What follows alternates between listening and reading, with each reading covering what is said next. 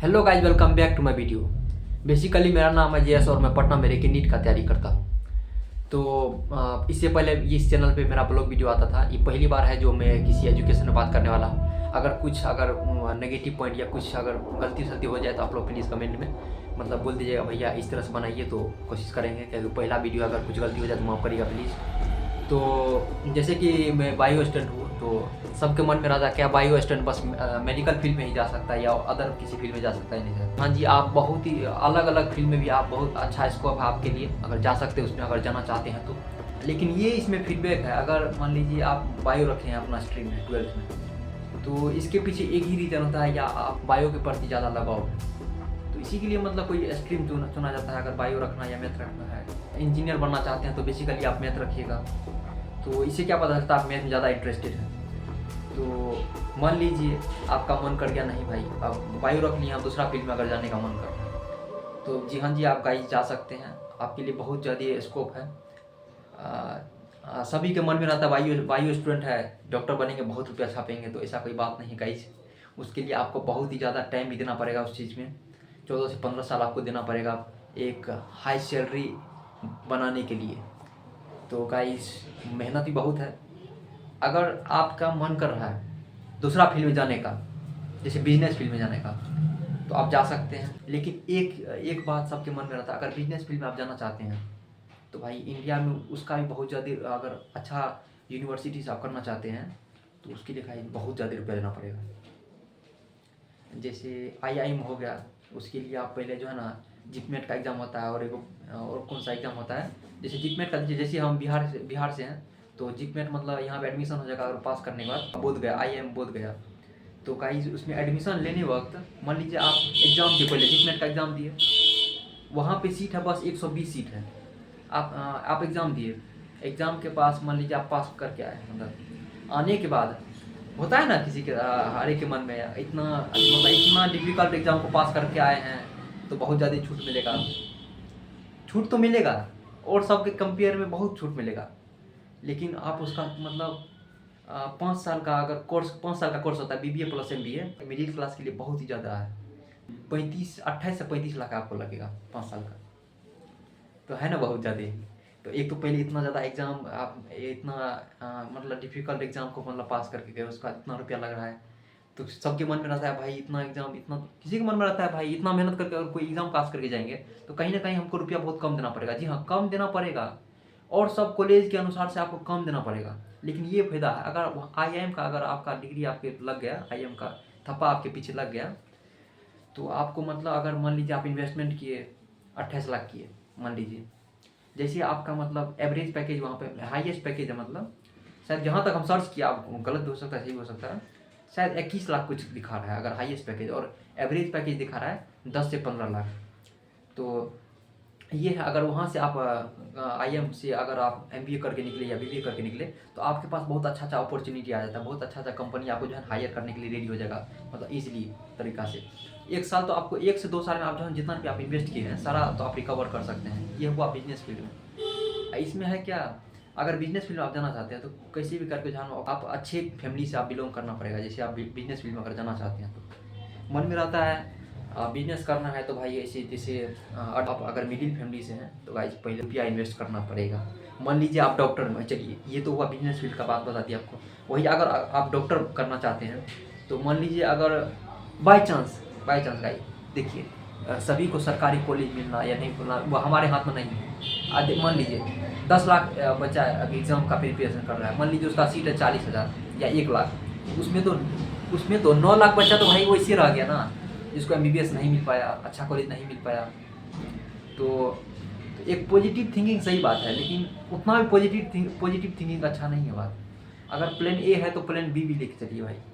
तो उसमें अगर मान लीजिए आपका मन है प्राइवेट करने का, मान लीजिए आप इन्वेस्टमेंट किए अपना इंडिया में, वैसे तो इंडिया में रेट है प्राइवेट कॉलेज का मतलब 55 लाख से 1 करोड़ तक की जाता है, वो वेरी करता है कॉलेज टू कॉलेज पे।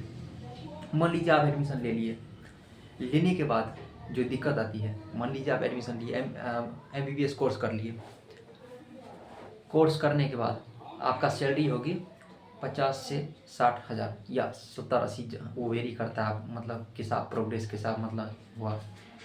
तो मान लीजिए किए, तो उसके अनुसार तो आपका पैकेज कितना लगा, करीबन 7 5 6 7 अथी 6 7 लग गया, मतलब आपका 1 साल का इतना रुपया हुआ। तो अगर आप इतना रुपया इन्वेस्ट करने के बावजूद भी आपका अगर सैलरी इतना मिल रहा है, तो कहीं ना कहीं जो आदमी इन्वेस्ट किया इतना रुपया, तो उसके लिए बहुत कम होता है गाइस। एक तो आप वैसे मिडिल क्लास है भाई, मिडिल क्लास के लिए हम ये बात बोल रहे हैं। अगर आप मिडिल क्लास है, आपका मतलब कोई बैकग्राउंड में ये नहीं है जो आपका कोई पिताजी या कोई आपका गार्जियन जो है ना डॉक्टर है, तो उसके लिए ये बात कर रहे हैं, जिसके पास कोई हॉस्पिटल नहीं है। अगर मान लीजिए आपके पास हॉस्पिटल है, आपके पास मतलब बढ़िया आपका बैकग्राउंड सब डॉक्टर है, तो उसके लिए सही है गाइज। अगर मतलब एमबीबीएस कर लिया, तो उसको मतलब दूसरे के अंडर जॉब नहीं करना है 50 60 हज़ार के अंदर, वो सबको अपना ही हॉस्पिटल होता है, उसके अंदर मतलब भाई लाखों लाख का इनकम आता है उसका, तो उसका तो कोई बात नहीं। हम मिडिल क्लास का बात कर रहे हैं, जिसका बैकग्राउंड डॉक्टर नहीं है, जिसका फैमिली में कोई डॉक्टर नहीं है, उसका बात हम करने चाह रहे हैं। तो उसके लिए भाई ये अच्छा नहीं है कि आप इतना रुपया इन्वेस्टमेंट भी कर रहे हैं। अगर आप किसान फैमिली से बेसिकली आप बिलोंग कर रहे हैं, मान लीजिए आपका इतना रुपया दिया एक तरह से, तो आप अगर किए, तो करने के बाद तो भाई आप कैसे भी करके लोन लेके किए होंगे या ज़मीन बेच के, तो बेसिकली यही होती है। तो किए आप, करने के बाद आपको इतना रुपया मिल रहा है, तो आप ये भी नहीं हो सकता है मतलब कि आप डॉक्टर बन के निकले, आप 1 साल में जितना रुपया आपका कर्ज था ना आपके, मतलब जितना आपके, तो रिकवर नहीं कर सकते गाइस। आपको बहुत ज़्यादा टाइम लगेगा रिकवर करने में भी। ऐसा नहीं है ना कि नहीं कर पाइएगा, लेकिन कर पाइएगा, लेकिन बहुत ज़्यादा टाइम लगेगा। तो इसके अनुसार से अगर अगर बात रखी जाए, तो एक तरह से बिजनेस इस तरीके से अगर एमबीए और बीबीए करने में सही है। क्योंकि अगर रुपया जितना आप देखिए, एमबीए का कोर्स में क्या, अगर इतना अच्छा कॉलेज में आप इन्वेस्ट करिएगा, मान लीजिए 14 लाख आप इन्वेस्ट किए कॉलेज में, है प्राइवेट कॉलेज में, तो वैसा ऐसा बात नहीं है। एमबीए करने में ऐसा कोई गवर्नमेंट कॉलेज सब नहीं होती है।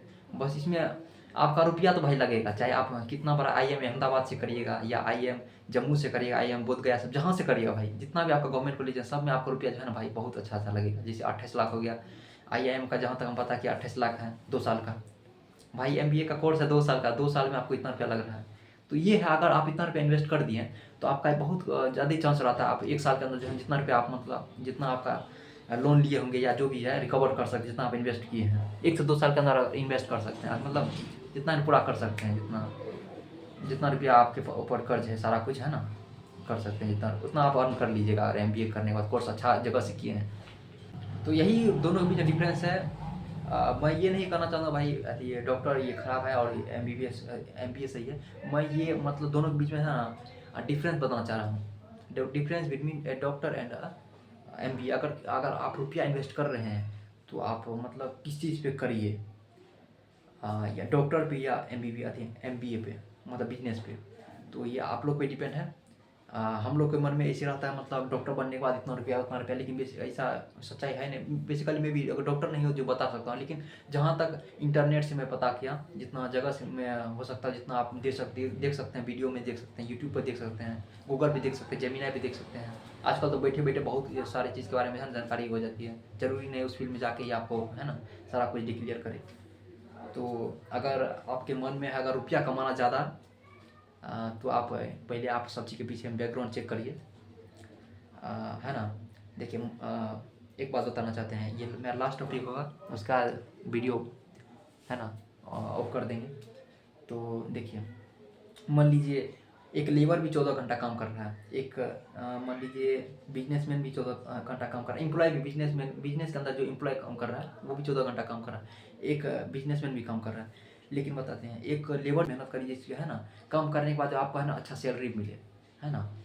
तो ऐसा नहीं है, काम सब का आदमी करता है, एक मजदूर भी उतना ही काम कर रहा है, एक बिजनेसमैन भी काम कर रहा है, लेकिन किस चीज़ पे मेहनत कर रहा है मीटर वो करता है। मीटर ये, तो आज के लिए बस इतना ही। अगर ये पहला मेरा है ना एजुकेशन पे कुछ वीडियो बना है, अगर आप लोग को अच्छा लगा तो प्लीज़ सब्सक्राइब करके जाइए, और प्लीज़ कमेंट में जाके कमेंट कर दीजिए अच्छा लगा नहीं लगा, तो हम इम्प्रूव करने की कोशिश करेंगे। ये मेरा फर्स्ट वीडियो था। नमस्कार गाइस, थैंक यू।